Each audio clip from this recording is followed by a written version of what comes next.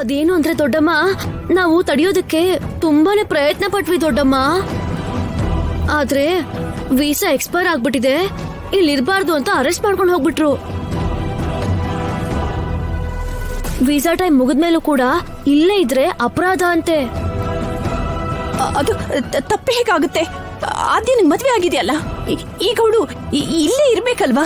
ಮದ್ವೆ ಏನೋ ಆಗಿದೆ ದೊಡ್ಡಮ್ಮ, ಆದ್ರೆ ಮದ್ವೆನ ರಿಜಿಸ್ಟರ್ ಕೂಡ ಮಾಡ್ಬೇಕು ಅಲ್ವಾ?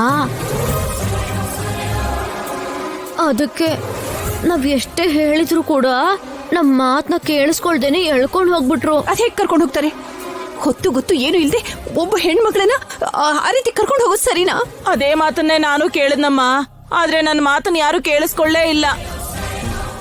ಭಾವನವ್ರೆ, ಭಾವನವ್ರೆ, ನೀವು ತಡೆಯೋ ಪ್ರಯತ್ನ ಮಾಡ್ಲಿಲ್ವಾ? ನಾನು ರಾತ್ರಿ ಮನೇಲಿ ಇರ್ಲಿಲ್ಲ ಭಾವನವ್ರೆ. ನಾನ್ ಬಂದಿದ್ದು ಬೆಳಗಿನ ಜಾವನೆ. ಆಗ್ಲೇ ಆದ್ಯನ ಪೊಲೀಸ್ನವ್ರು ಹಿಡ್ಕೊಂಡು ಹೋದ್ರು ಅಂತ ಹೇಳಿದ್ರು. ಸೀನು ಎಲ್ಲಿ ಕಾಣಿಸ್ತಿಲ್ಲ. ಆದ್ಯನ್ಗೋಸ್ಕರ ಸ್ಟೇಷನ್ಗೆ ಹೋಗಿದ್ದಾನೆ ಅತ್ತಿಗೆ. ಇಷ್ಟೊತ್ತಿಗೆ ಸೀನು ಸ್ಟೇಷನ್ಗೆ ಹೋಗಿರ್ತಾನೆ. ಯಾರಾದ್ರೂ ಫೋನ್ ಮಾಡಿ. ಏನು ಅಂದ್ರೆ ನನ್ಗೆ ಯಾಕೋ ತುಂಬಾ ಭಯ ಆಗ್ತಾ ಇದೆ ರೀ. ಅಲ್ಲ, ಮನೆಗ್ ಬಂದು ಪೊಲೀಸ್ನವರು ನಿಜವಾದ ಪೊಲೀಸ್ನವರು ಅಲ್ವೋ? ಚಿಂತೆ ಮಾಡ್ಕೋಬೇಡ ಜಾನಕಿ. ಅಮ್ಮ ಚಾರು, ಯಾರವರು? ಯಾವ ಏರಿಯಾ ಇನ್ಸ್ಪೆಕ್ಟರ್ ಅಂತೆ? ಅವ್ರೇನ್ ಹೆಸರು ಹೇಳಿ ಕರ್ಕೊಂಡು ಹೋಗ್ತಾರ ದೊಡ್ಡಪ್ಪ? ಹಾಗಾದ್ರೆ ಸರಿ, ನಾನೇ ಪೊಲೀಸ್ ಸ್ಟೇಷನ್ಗೆ ಫೋನ್ ಮಾಡ್ತೀನಿ. ಏನ್ ಮಾಡ್ಬೇಕು ಅಂತಾನೆ ಅರ್ಥ ಆಗ್ತಿಲ್ಲ. ಒಂದ್ ನಿಮಿಷ ನಿಮ್ ಫೋನ್ ಕೊಡ್ತೀರಾ? ಸರಿ.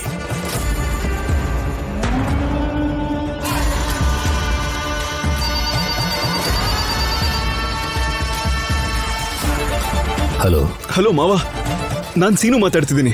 ಎಲ್ಲಿದ್ಯಾ ಸೀನು? ಇಲ್ಲೇ ಸ್ಟೇಷನ್ ಹತ್ರ ಇದ್ದೆ ಮಾವ. ಆದ್ಯ ಎಲ್ಲಿದ್ದಾಳೆ? ಆದ್ಯ ಇಲ್ಲಿಲ್ಲ ಮಾವ. ಏನು, ಆದ್ಯ ಅಲ್ಲಿಲ್ವಾ?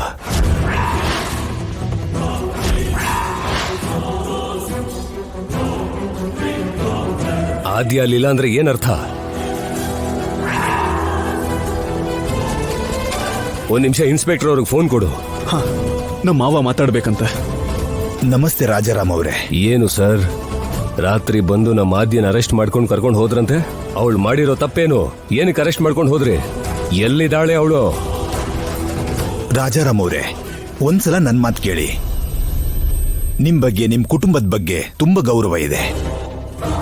ಅಂತ ಪರಿಸ್ಥಿತಿ ಬಂದ್ರೆ ನಿಮಗ್ ಗೊತ್ತಿಲ್ದೇನೆ ನಿಮ್ಮನೆಗ್ ಬಂದು ಅರೆಸ್ಟ್ ಮಾಡೋ ಪರಿಸ್ಥಿತಿ ಯಾವತ್ತೂ ಬರಲ್ಲ ಸರ್. ಆದ್ಯ ಅವ್ರನ್ನ ಅರೆಸ್ಟ್ ಮಾಡಿದ್ದು ನಾವಲ್ಲ ಸರ್. ನೀವು ಅರೆಸ್ಟ್ ಮಾಡ್ಲಿಲ್ವಾ? ಮತ್ತೆ ರಾತ್ರಿ ಬಂದಿದ್ದ ಪೊಲೀಸರು ಯಾರು?